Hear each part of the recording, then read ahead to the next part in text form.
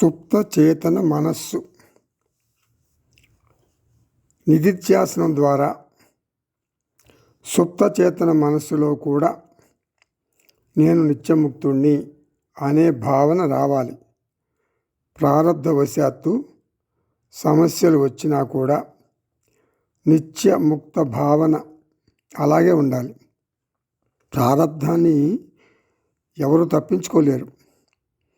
మహాజ్ఞాని కూడా మంచి ప్రారబ్ధాన్ని చెడ్డ ప్రారబ్ధాన్ని రెండింటినీ అనుభవించాల్సి వస్తుంది. తప్పదు.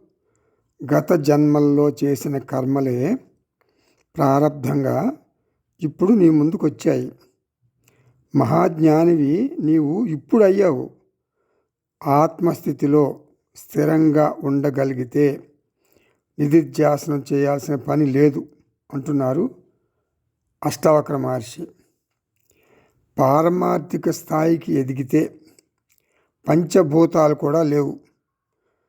మరి నేను పంచభూతాలని అనుభవిస్తున్నాను. భూమి మీద నిలబడ్డాను, ఆక్సిజన్ పీలుస్తున్నాను. మరి లేవు, పంచభూతాలు లేవని ఎలా చెప్తాం?